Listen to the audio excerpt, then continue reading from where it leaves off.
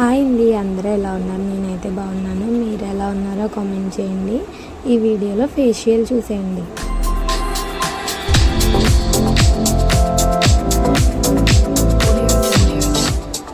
Hi అండి, ఈ సమ్మర్లో అయితే ఎక్కువ పుచ్చకాయ అయితే మనకి ఎప్పుడూ దొరుకుతుంటుంది కదా, దాంతో మనం ఇవాళ ఫేషియల్ అయితే ట్రై చేద్దామండి. నేను ఆల్రెడీ ఎప్పుడు వాడుతూనే ఉంటాను.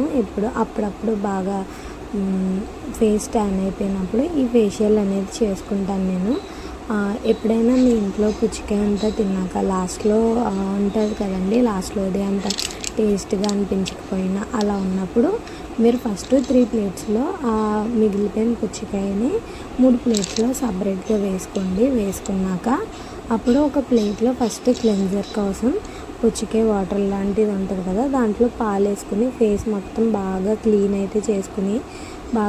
చేసుకోండి. కాటన్ తీసుకుని నెక్స్ట్ ప్లేట్లో ఆ పుచ్చకాయ ఉంటుంది కదండి, ఆ పల్పు, నెక్స్ట్ షుగర్ అయితే యాడ్ చేయండి. ఇది మనం స్క్రబ్గా అయితే వాడుకుంటాం. ఇప్పుడు స్క్రబ్ అనేది మనం ఎప్పుడు హార్ష్గా చేయకూడదండి. స్క్రబ్ కూడా ఫేస్కి ఎప్పుడు స్మూత్గానే చేయాలి. నెక్స్ట్ ఇప్పుడు మనం పుచ్చకాయది ఉంది కదండి పల్పు, దాంట్లోనే శనగపిండి, బియ్యం పిండి, పెరుగు అయితే వేసుకోండి. ఈ 3 ఇంగ్రీడియంట్స్ వేసుకుని ఫేస్ ప్యాక్గా అయితే వాడుకోవచ్చు. దీంట్లో కావాలంటే మీరు రెగ్యులర్గా ఫేస్ ప్యాక్ పౌడర్స్ అవి ఉంటాయి కదా, అవి కూడా వేసుకోవచ్చండి.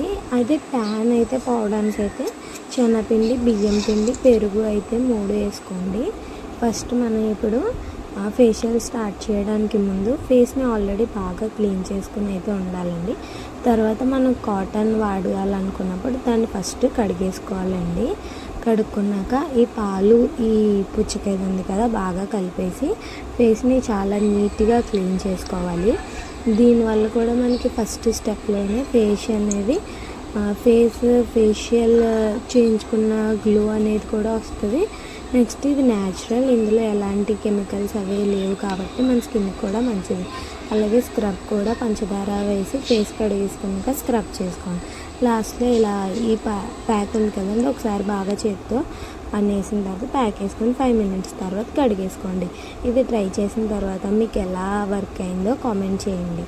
Thanks for watching.